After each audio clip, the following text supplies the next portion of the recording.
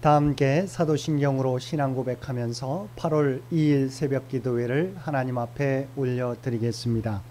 전능하사 천지를 만드신 하나님 아버지를 내가 믿사오며 그 외아들 우리 주 예수 그리스도를 믿사오니 이는 성령으로 잉태하사 동정녀 마리아에게 나시고 본디오 빌라도에게 고난을 받으사 십자가에 못 박혀 죽으시고 장사한 지 사흘 만에 죽은 자 가운데서 다시 살아나시며 하늘에 오르사 전능하신 하나님 우편에 앉아 계시다가 저리로서 산자와 죽은 자를 심판하러 오시리라.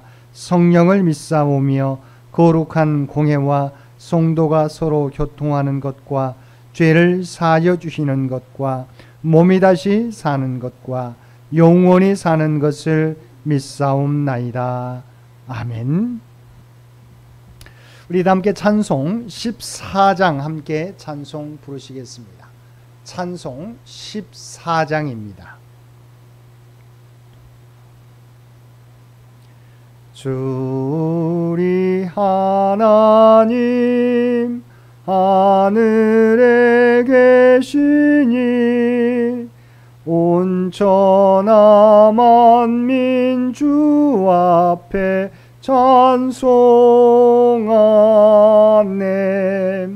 이 천지 만물도 주 앞에 엎드려 그 거룩하신 이름을 늘 높이네.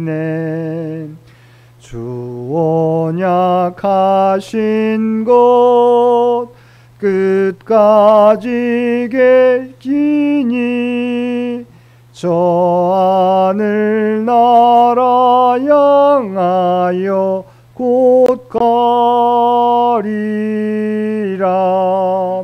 주 얼굴 배울 때 내 마음이 기쁘고 영원히 주의 영광을 찬양하니. 왕의 왕 되신 주 하늘에 계시니 이 세상 죄악 이기신 구주 예수. 저 천군 천사들 주옹이하고서 무성도 함께 영원히 늘 섬기네. 성삼위일체께 승리한 무리들 다 기쁜 소리 높여서 감사드려.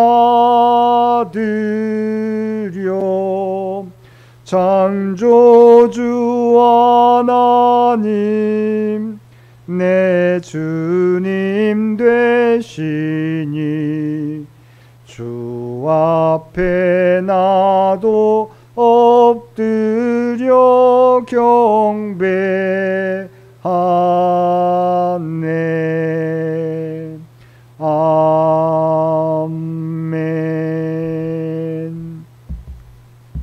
오늘 우리에게 주신 하나님의 말씀 사도행전 17장 16절에서 34절까지 말씀입니다. 사도행전 17장 16절에서 34절까지 말씀입니다.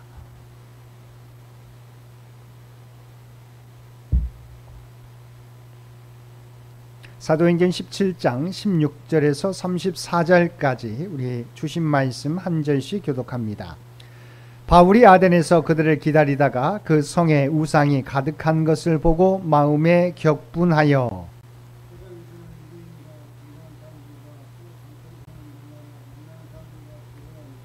어떤 에피쿠로스와 스토아 철학자들도 바울과 쟁론할세 어떤 사람은 이르되 이 말쟁이가 무슨 말을 하고자 하느냐 하고 어떤 사람은 이르되 이방신들을 전하는 사람인가 보다 하니 이는 바울이 예수와 부활을 전하기 때문이러라.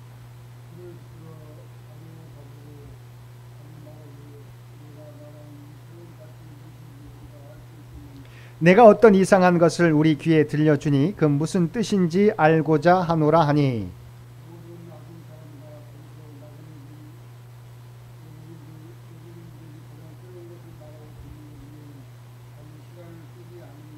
바울이 아레오바고 가운데 서서 말하되 아덴 사람들아 너희를 보니 범사에 종교심이 많도다.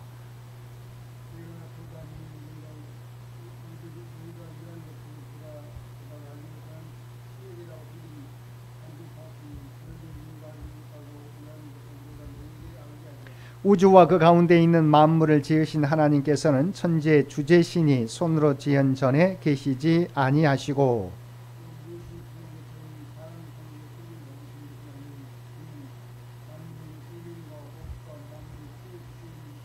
인류의 모든 족속을 한 혈통으로 만드사 온 땅에 살게 하시고 그들의 연대를 정하시며 거주의 경계를 한정하셨으니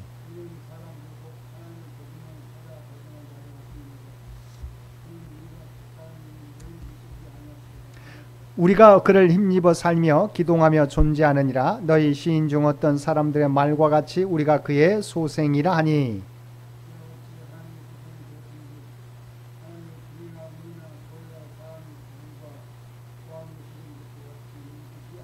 알지 못하던 시대에는 하나님이 간구하셨거니와 이제는 어디든지 사람에게 다 명하사 회개하라 하셨으니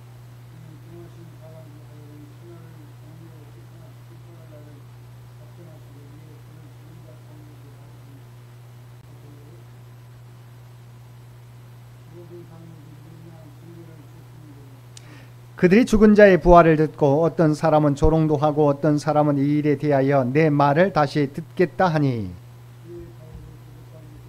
함께 읽겠습니다. 몇 사람이 그를 가까이하여 믿으니 그 중에는 아레오바고 관리 디오누시오와 다말이라 하는 여자와 또 다른 사람들도 있었더라. 아멘. 오늘도 새벽을 깨우고 말씀과 기도로 수요일 하루를 시작하는 우리 모든 성도들 가운데 하나님의 놀라운 은혜가 언제나 함께하여 주시기를 주님의 이름으로 간절히 축원드립니다. 오늘 본문은 아덴에서의 복음 전파에 대한 내용입니다. 베레아에서 복음을 전하다가 유대인들의 소동이 일어나자 바울은 그곳에서 배를 타고 아덴으로 피하였습니다.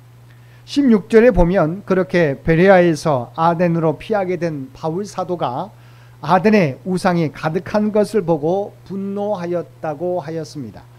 아덴은 그리스도의 종교와 문화의 본거지였습니다. 아덴이라는 도시명도 아테나라는 지혜와 전쟁의 여신을 기념하기 위하여 붙여진 이름입니다. 아덴에서는 그리스의 문학, 철학, 과학, 수사학 등이 꽃을 피웠으며 민주주의의 기초가 세워졌습니다. 아덴은 또한 허다한 신화의 도시이기도 했습니다. 그들이 대표적으로 섬기는 신화 속의 신들만 해도 12이나 되었습니다.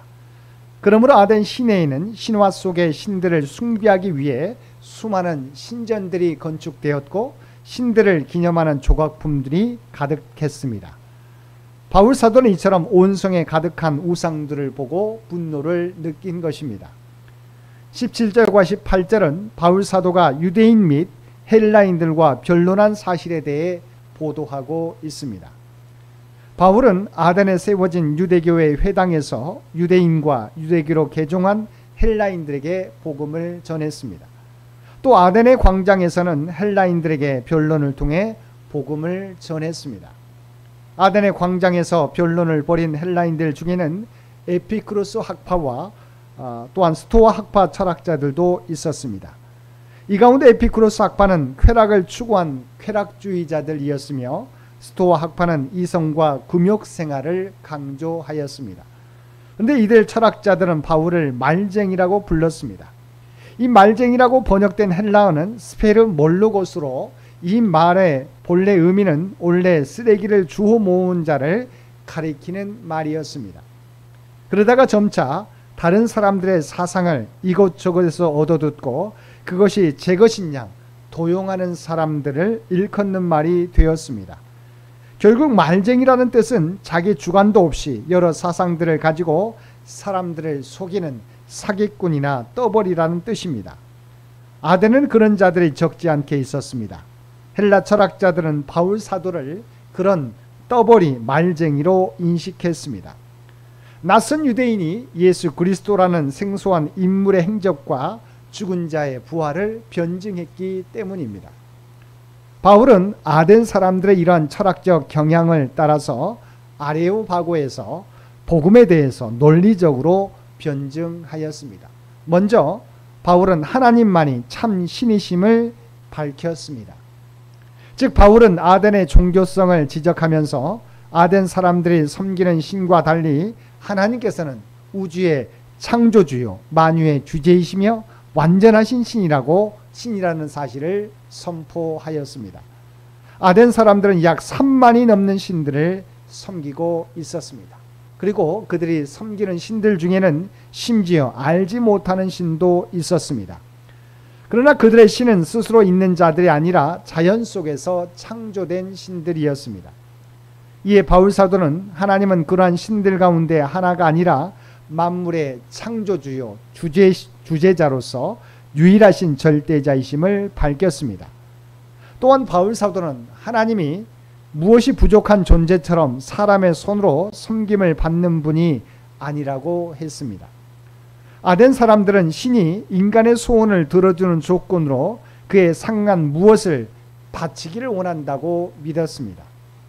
신화 속의 신들은 모두 인간에게 무엇을 받으려고 하는 신들이었습니다.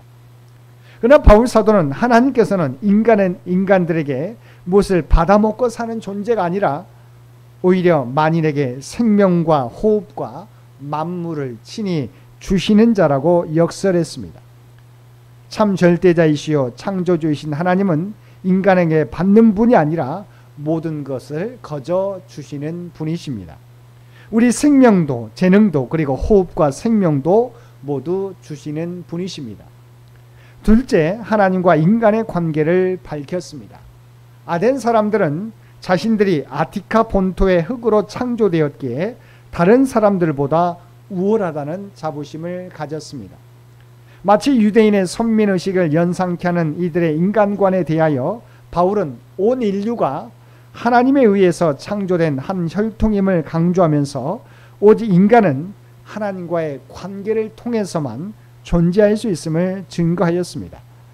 뿐만 아니라 하나님께서 인류 모든 족속의 연대를 정하시며 거주의 경계를 한정하셨다고 하셨습니다.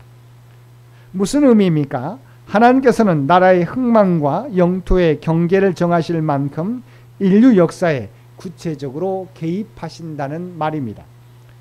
다시 말해서 하나님께서 역사의 주인이시라는 말입니다. 무신론자들은 하나님이 없다고 하며 자연신론자들은 하나님은 인간의 삶과는 전혀 무관하다고 주장하였습니다. 그들은 이 세상에 일어나는 모든 일들은 그저 우연히 일어날 뿐이라고 주장하였습니다. 그래야 세상 역사는 연속적으로 일어나는 우연한 사건들의 기록일 뿐이라는 것이었습니다. 그러나 바울은 너무도 분명하게 하나님께서 역사의 주인이시라고 밝히고 있습니다. 성경은 하나님께서 이 세상을 창조하셨을 뿐만 아니라 친히 당신의 뜻대로 통치하신다고 분명히 가르치고 있습니다. 셋째, 바울은 아덴 사람들의 회개를 촉구하였습니다. 30절에 보면 알지 못하던 시대에는 하나님이 간과하셨거니와 라고 말하고 있습니다. 이 말은 하나님께서 이방인들이 그리스도를 몰랐을 때 우상 숭배 습관과 불신앙의 죄에 대해서는 일시적으로 묵인하셨다는 뜻입니다. 즉 즉시 심판하지 않고 오래 참고 보고 계셨다는 말입니다. 그러나 그리스도께서 십자가의 대속을 치르시고 또 죽음 가운데 부활하신 후 전도자들을 통한 십자가 복음 진리를 듣게 하신 후부터는 어떤 민족일지라도 어떤 사람일지라도 회개하지 않으면 진노하시고 심판하실 것이라는 말입니다. 즉 복음 전파된 이후에는 우상 숭배를 허탄한 것으로 지적하고 예수 그리스도의 죽음과 부활 그리고 심판을 선포하면서 하나님 앞에 회개할 것을 촉구한 것입니다. 32절에서 34절 말씀은 바울이 아덴에서 전도한 결과에 대한 보도입니다. 바울의 전도를 들은 아덴 사람들은 거의가 죽은 자의 부활을 전하는 바울 사도를 조롱했습니다. 아덴에서 바울의 설교를 듣고 회심한 사람은 아리오바고 관리 디오누시오와 다말이라고 하는 여자와 몇 명밖에 되지 않았습니다. 이처럼 우리가 전도를 할 때 많은 회심자를 얻기도 하고 반대로 몇 명 되지도 않은 회심자를 얻을 때가 있습니다. 그러나 우리가 전도하는데 최선을 다했다면 그 결과에 너무 연연하지 마시기 바랍니다. 우리가 보기에 미미해도 하나님은 항상 최선의 열매를 거두게 하시기 때문입니다. 우리가 당장 거두지 못할지라도 하나님께서는 그들의 열매를 거두실 때를 예비하십니다. 그 때와 방법은 우리가 알지 못하지만 하나님의 때와 방법에 따라 하나님께서 열매 맺게 하실 것을 믿고 우리에게 맡겨주신 사명 충성되이 감당하며 살아가는 저와 여러분 모두가 되시기를 주님의 이름으로 간절히 축원드립니다. 함께 기도드리겠습니다. 사랑과 은혜가 충만하신 아버지 하나님, 오늘도 바울의 아덴에서의 복음 전도를 통해서 우리의 사명이 무엇인지 깨닫게 하시니 감사드립니다. 당시 철학과 문학과 과학의 발달에 세계의 중심이 자신들인 것처럼 생각했던 아덴 사람들은 바울이 전하는 예수 그리스도의 십자가와 부활에 대하여 조롱하고 거부하였습니다. 인간의 교만이 부른 결과였던 것입니다. 우리 또한 우리의 교만으로 하나님의 뜻과 계획을 부인하거나 부정하지 않게 하여 주시고 오직 주님의 말씀에 순종하는 우리 모두가 되게 하여 주옵소서. 특별히 이 나라 이 민족을 오늘도 지키시고 인도하여 주시기를 원합니다. 또한 창립 100주년을 향하여 달려가는 창현재단과 창현의 가족들 가운데 함께하여 주시어서 다음 선교 100년을 준비하는 데 부족함이 없게 하여 주옵소서. 한 마음이 되어 준비하게 될 때 하나님의 뜻과 계획을 이루고도 남음이 있는 우리 모두가 되게 하여 주옵소서. 오늘 또 시험을 준비하는 사랑하는 자녀들이 있습니다. 그들에게 하나님의 지혜와 능력과 담대함을 허락하여 주시어서 마지막까지 최선을 다하여 아버지 하나님 하나님께 영광 돌리는 귀한 자녀들 되게 하여 주옵소서. 병중에 하나님의 하나님의 도우심을 바라는 많은 환우들이 있습니다. 아버지 하나님 그들이 병상에서 하나님의 도우심을 바라며 기도하게 될 때 놀라운 치유와 회복의 역사를 허락하여 주옵소서. 비록 힘들지만 이 기간도 하나님께서 나와 함께 하신다는 믿음으로 이겨나가게 하여 주시옵소서. 오늘 또 아버지 하나님 우리에게 복된 하루를 허락해 주신 것 진심으로 감사합니다. 주님과 동행하며 이 땅의 선한 영향력을 드러내며 살아가게 하여 주옵소서. 우리가 세상 가운데 살아가지만 하나님의 부름받은 구별된 백성이라고 하는 정체성을 가지고 오늘도 그리스도의 복음을 전파하며 아버지 하나님 이 땅을 변화시켜 갈 수 있는 소금과 빛의 사명 감당하는 우리 모두가 되게 하여 주옵소서. 이제는 우리 주 예수 그리스도의 은혜와 아버지 하나님의 극진하신 사랑하심과 성령님의 세상 끝날까지 우리와 함께 하시며 동행하시며 인도하시는 놀라운 교통의 역사가 오늘 주신 말씀을 따라 우리가 씨를 뿌리지라도 열매를 맺게 하시는 분은 하나님이심을 믿고 언제나 우리에게 맡겨진 사명 충성되이 감당하며 살아가겠노라고 결단하며 세상 가운데 나아가는 사랑하는 주의 백성들과 그의 가정과 산업의 터전 위에 이제로부터 영원토록 함께해 주시기를 우리 주 예수님의 이름으로 간절히 축원하옵나이다. 아멘. 여러분 기도하실 때 오늘 주신 말씀을 위해서 이 나라의 민족을 위해서 창현재단을 위해서 창현의 가족들을 위해서 기도해 주시고 각자의 기도 제목 가지고 하나님 앞에 더욱더 가까이 나아가시기를 바랍니다.